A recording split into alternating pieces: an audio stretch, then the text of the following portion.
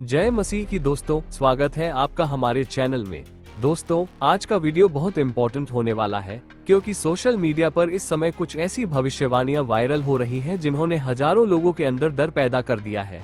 कोई कह रहा है कि कोरोना से भी खतरनाक वायरस आने वाला है, तो कोई दावा कर रहा है कि ईरान पर एटम बॉम्ब गिरने वाला है।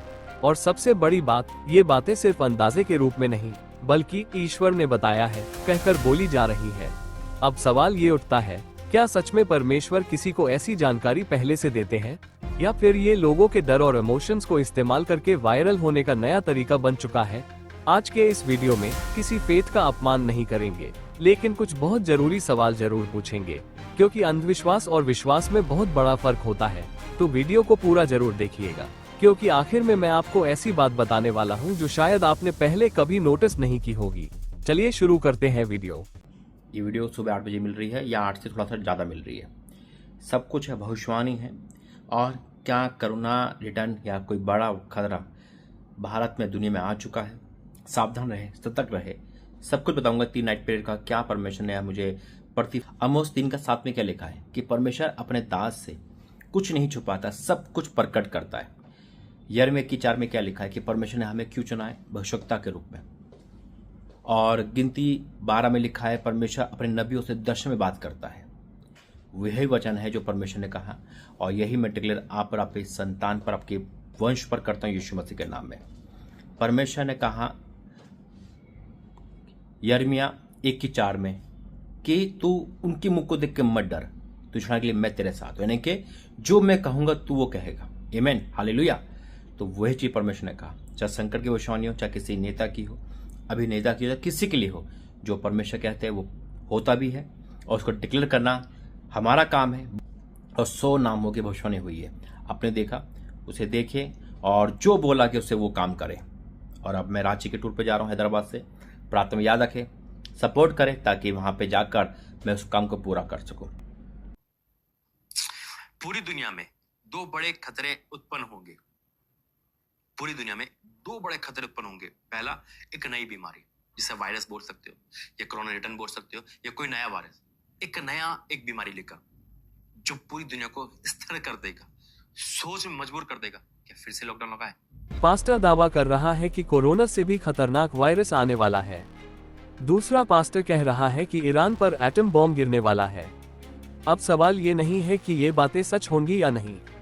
सवाल ये है, क्या ये सच में भविष्यवाणी है, या फिर लोगों के डर को इस्तेमाल करके व्यूज और फॉलोअर्स बढ़ाने का तरीका? इंटरनेट की दुनिया में सबसे तेजी से क्या बिकता है? डर। अगर कोई बोले कल मौसम अच्छा रहेगा, तो किसी को फर्क नहीं पड़ेगा। लेकिन अगर कोई बोले दुनिया खत्म होने वाली है, तो लोग तुरंत वीडियो खोलते हैं। यही साइकोलॉजी है फियर मार्केटिंग की। कोरोना के बाद लोगों के अंदर पहले से डर बैठा हुआ है, तो जब कोई बोलता है कोरोना से भी खतरनाक वायरस आने वाला है, तो ऑडियंस इमोशनल हो जाती है। और इमोशनल ऑडियंस ज्यादा शेयर करती है, यानी जितना ज्यादा डर उतने ज्यादा व्यूज। अब थोड़ा लॉजिक लगाते हैं।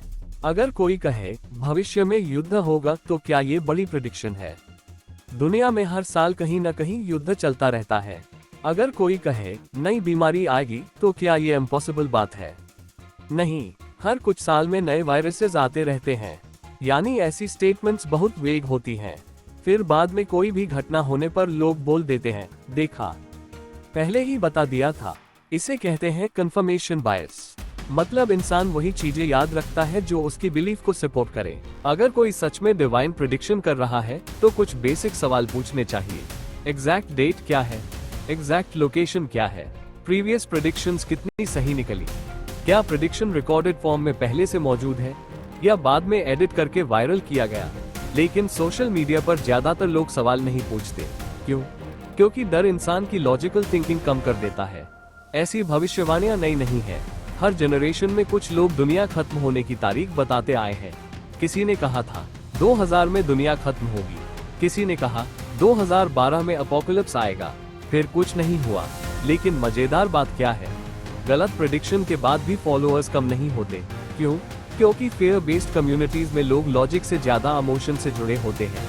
यहाँ एक बात बहुत क्लियर होनी चाहिए, यह वीडियो किसी रिलीजन के खिलाफ नहीं है, ना क्रिश्चियनिटी के खिलाफ, ना किसी फेथ के खिलाफ। मुद्दा सिर्फ इतना है कि क्या किसी भी धर्म के नाम पर डर फैलाना सही है?